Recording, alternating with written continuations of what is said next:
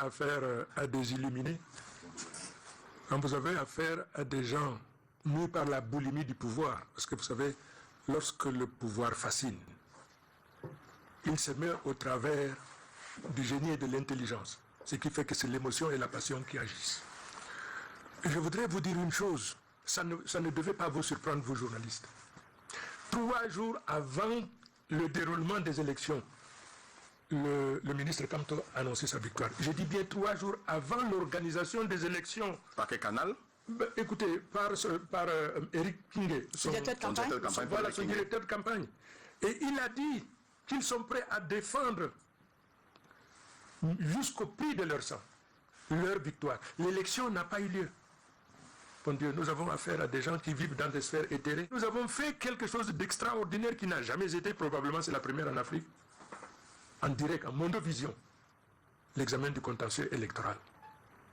C'est pour cette raison qu'aujourd'hui, demain, vous constaterez que l'humanité entière salue l'élection et reconnaît l'élection du président Biya. Maintenant, nous avons affaire à un illuminé professeur de droit. Il a été ministre dans le gouvernement de M. Biya. Vous ne pouvez pas parler d'un illuminé. Donc vous avez validé la candidature à une élection présidentielle.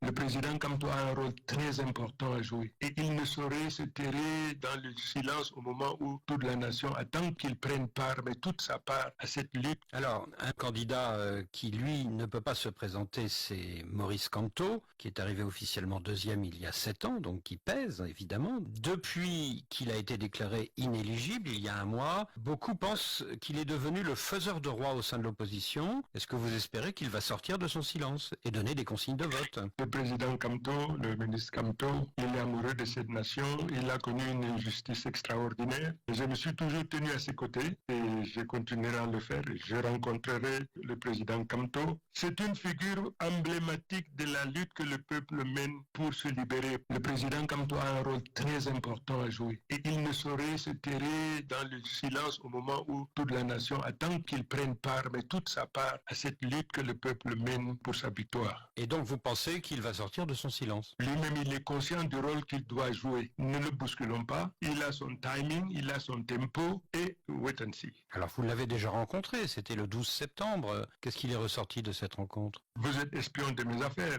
Qu'est-ce qui vous a dit que je suis allé? Comment ça s'est passé?